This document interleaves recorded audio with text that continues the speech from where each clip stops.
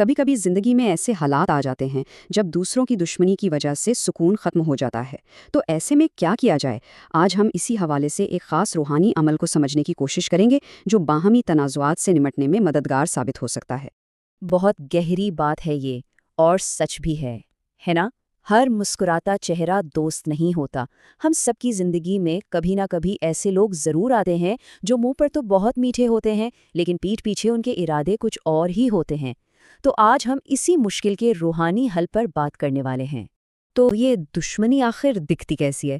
جو ماخذ ہے وہ بتاتا ہے کہ یہ کئی شکلوں میں سامنے آتی ہے، جیسے لوگ آپ کے خلاف سازشیں کر رہے ہوں، آپ کی ساکھ کو نقصان پہنچانے کی کوشش کر رہے ہوں، یعنی کردار کشی، اور بعض اوقات تو معاملہ اتنا بڑھ جاتا ہے کہ لوگ جادو ٹونے جیسی چیزوں کا بھی سہارا لیتے ہیں۔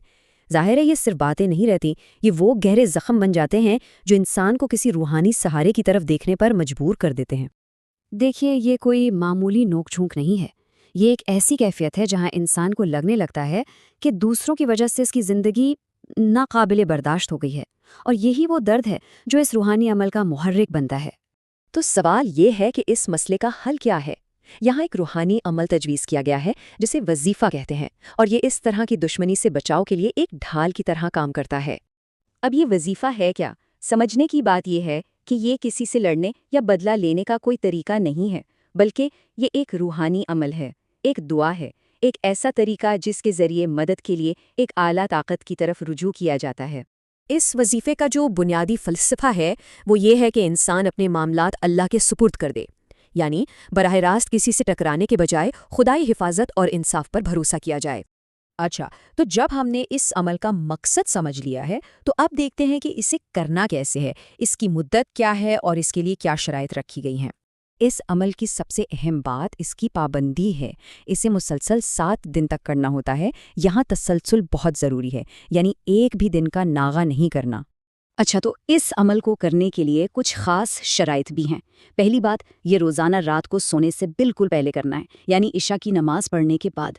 دوسری اہم شرط یہ ہے کہ جب یہ عمل کریں تو کسی سے کوئی بات نہیں کرنی، بالکل خاموشی میں۔ اور تیسری شرط، باوضو ہونا ضروری ہے، یعنی وہی پاکیزگی کی حالت جو نماز کے لیے ضروری ہوتی ہے۔ تو یہ سب شرائط مل کر اس عمل کے لیے ایک خاص ماحول بناتی ہیں جس میں توجہ اور روحانی پاکیزگی قائم رہ سکے۔ اب ہم اس عمل کے بالکل مرکزی حصے کی طرف آ رہے ہیں۔ آئیے قدم بقدم دیکھتے ہیں کہ یہ وظیفہ ہر رات کیسے کیا جاتا ہے۔ یہ عمل بہت سیدھا سادہ ہے، کل 4 مرحلے ہیں۔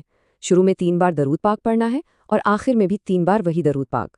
درمیان میں 100 مرتبہ یا خالقو کا ورد کرنا ہے، اور جب یہ سب ہو جائے تو آخر میں قبلہ کی طرف رخ کر کے دل کی گہرائیوں سے دعا کرنی ہے۔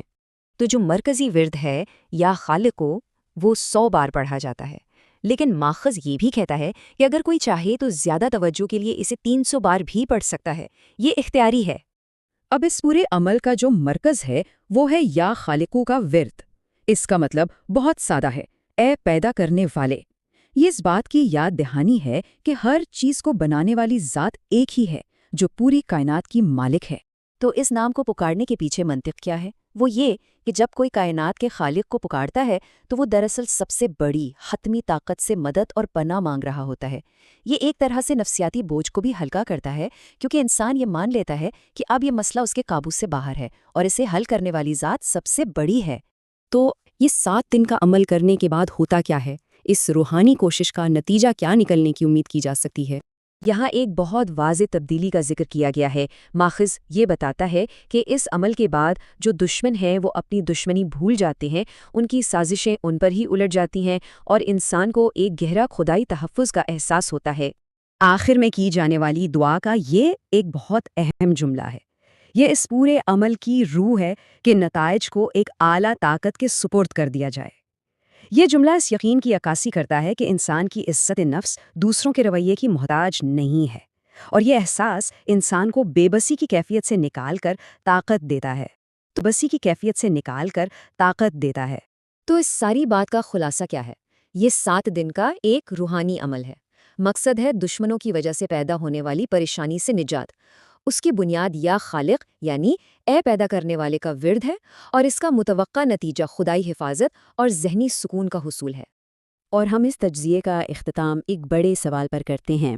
آج کی اس جدید دنیا میں جب لوگ ایک دوسرے سے الجھتے ہیں تو ایمان اور روحانیت جیسی چیزیں ان کے رد عمل اور مسائل کے حل تلاش کرنے کے طریقوں پر کس طرح اثر انداز ہوتی ہیں؟